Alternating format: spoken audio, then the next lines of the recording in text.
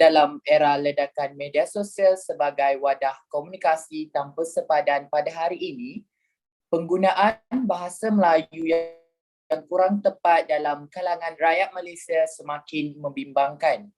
Menyedari hal sedemikian, kami melalui kursus berusaha untuk menjalankan aktiviti pembelajaran berasaskan tata bahasa bahasa Melayu melalui simulasi dan pembentangan.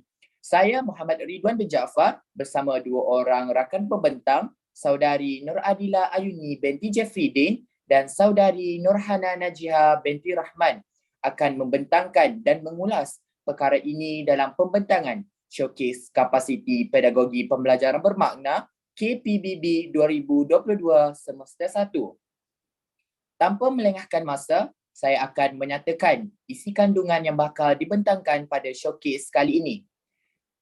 Yang pertama, big idea. Yang kedua, essential question. Yang ketiga, cara melakukan tugasan. Yang keempat, hasil tugasan. Yang kelima, 6C. Dan akhir sekali, impak. Berikutnya paparan gabungan kursus iaitu BMMB 1084 sebagai tuan rumah dan tetamunya BMMB 1094 dan GPMK 1012. Seterusnya, saya akan menerangkan CLO atau hasil pembelajaran kursus bagi subjek Asas Tata Bahasa Bahasa Melayu, kod BMMB 1084, Kemahiran Bahasa Melayu, kod BMMB 1094 dan Pengantar Bahasa Melayu Komunikasi, kod GPMK 1012. Bagi subjek Asas Tata Bahasa Bahasa Melayu, hasil pembelajaran kursus ialah mengorganisasikan satu projek digital berkaitan kegramatisan aspek tata bahasa sama ada bagi kesalahan ejaan, kesalahan kata atau kesalahan ayat.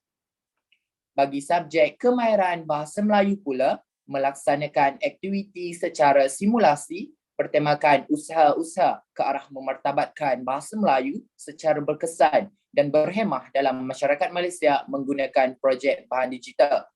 Dan bagi pengantar bahasa Melayu komunikasi pula, mempersembahkan kemahiran komunikasi lisan secara berkesan melalui persembahan projek digital. Showcase pada kali ini merupakan gabungan 3 subjek utama iaitu BMMB 1084, BMMB 1094 dan GPMK 1012 di bawah satu big idea iaitu Bahasa Melayu Teras Komunikasi Kesentosaan Sejagat.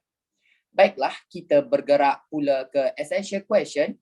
Saya akan menyatakan 3 essential question dan sekaligus menjawab persoalan tersebut.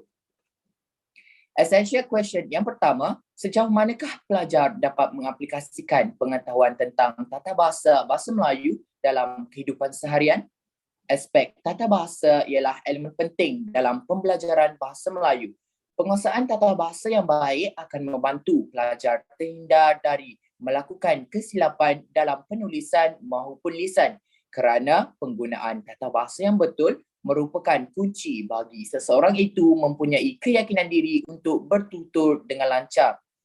Fungsi bahasa yang utama ialah untuk menyatakan kehendak dan meluahkan perasaan. Malangnya, penggunaan aspek tata bahasa yang salah sering kita lihat oleh pengguna bahasa Melayu ketika memberikan pendapat dan meluahkan perasaan melalui media sosial. Bukan itu sahaja, penguasaan tata bahasa yang baik akan mengelakkan pengguna mencampur adukkan bahasa Melayu dengan bahasa Inggeris. Kesannya, maklumat yang ingin disampaikan kurang tepat dan tidak jelas. Essential question yang kedua. Sejauh manakah penguasaan kemahiran lisan membantu melahirkan komunikasi berkesan? Melalui penguasaan kemahiran lisan yang baik, maklumat dapat disampaikan dengan yakin dan dapat difahami oleh pendengar. Penutur perlu jelas dengan idea yang ingin disampaikan dan mampu menjadi pendengar yang baik. Penutur juga perlu mengambil kira sosial dan budaya pendengar dalam konteks perbualan semasa proses komunikasi berlaku untuk mengelakkan salah faham dan menyinggung perasaan pendengar. Kesimpulannya, hubungan manusia didasari oleh komunikasi yang baik dan berkesan.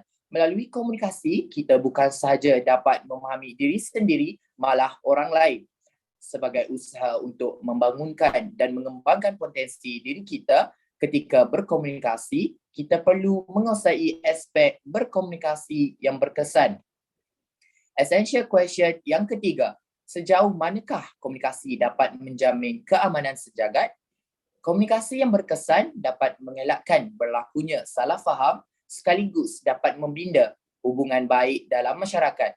Komunikasi maklumat ICT menjadi mercutanda kepada pembangunan dan pembinaan tamadun baharu manusia sejagat hari ini. Walau bagaimanapun, wadah ini boleh merosakkan keamanan sejagat apabila pendapat dan luahan tidak dapat difahami dengan jelas. Dalam politik dunia dan hubungan antarabangsa, prinsip keamanan dan kedamaian sejagat merupakan dasar yang penting yang melengkapi keadilan antarabangsa yang perlu dipraktikkan. Peperangan atau konflik bersenjata merupakan solusi terakhir jika penyelesaian melalui meja rundingan tidak tercapai kerana kurangnya komunikasi yang berkesan. Komunikasi yang berkesan dapat mengelakkan berlakunya salah faham sekaligus dapat membina hubungan yang baik dalam masyarakat. Sekian, seterusnya saya persilakan pembentang yang kedua. Terima kasih. Terima kasih Saudara Ridwan. Hasil tugasan yang baik bermula daripada perancangan yang teliti. Oleh itu, kami melaksanakan tugasan dengan beberapa cara, iaitu melalui taklimat PB, penggunaan teknologi dan rujukan pakar. Tugasan kami mulakan dengan membaca dan meneliti kehendak soalan dengan baik. Seterusnya, kami menerima dan mendengar arahan dengan penuh perhatian daripada pensyarah. Akhir sekali, kami melakukan perbincangan untuk merangka idea bagi menghasilkan tugasan yang diberi. Pembentangan diteruskan dengan menerangkan penggunaan teknologi yang digunakan sepanjang menyiapkan tugasan kami. Penggunaan teknologi sangat penting pada masa kini untuk menyampaikan maklumat antara satu sama lain. Hal ini seterusnya membantu kami dalam menghasilkan tugasan yang berkualiti tinggi.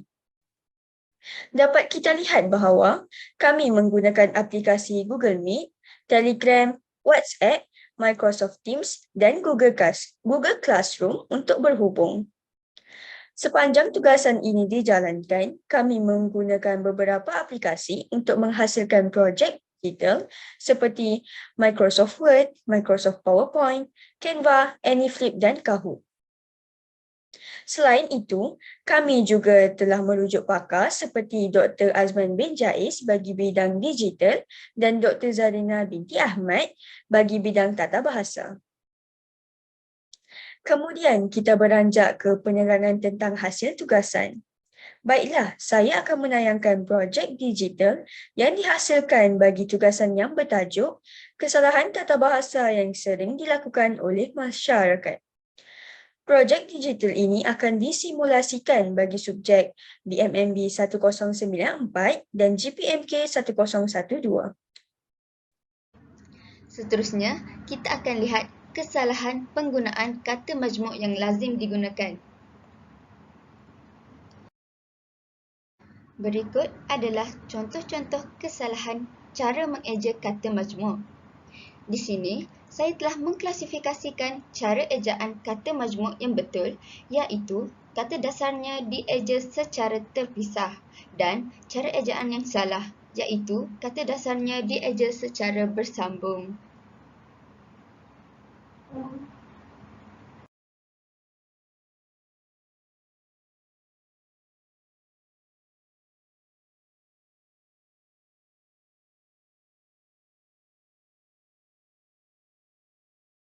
Kesalahan kedua, kita dapat lihat kesalahan ejaan pada iklan iaitu Bangla. Ejaan yang betul ialah Banglo.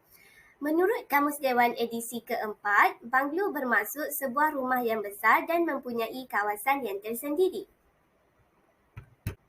Kesalahan yang ketiga, seperti yang kita dapat lihat, kesalahan ejaan pada papan tanda kedai berikut ialah dari segi ejaan percetakan. Ejaan yang betul ialah percetakan. Kita harus menukarkan huruf I kepada huruf I.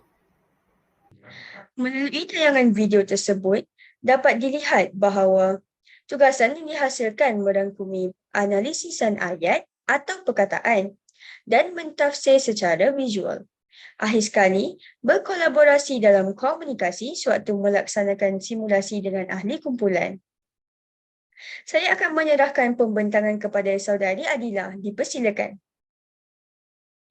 Terima kasih kepada saudari Hana. Seterusnya, elemen KPPB yang kami telah aplikasikan dalam tugasan kami ini ialah 6C. Elemen C yang pertama merupakan kreativiti. Elemen ini menggunakan minda untuk menghasilkan idea yang baru, pelbagai dan bernilai. Merupakan elemen yang signifikal untuk menyiapkan tugasan ini. Kami telah menggunakan kemudahan teknologi digital untuk menyampaikan isi dan maklumat hasil daripada kajian kami menggunakan SlideGo, Canva, Kahoot dan sebagainya. Kami menggunakan gambar, animasi serta hyperlink untuk menjadikan projek digital kami lebih menarik. Seterusnya, bagi kolaborasi, kami telah berkolaboratif yang melibatkan kerjasama antara rakan sepasukan untuk mengembangkan idea bagi menjana pemikiran yang kritis. Kami menerapkan kemahiran interpersonal iaitu berbincang dan berkomunikasi antara kami dengan pensyarah dan rakan sepasukan.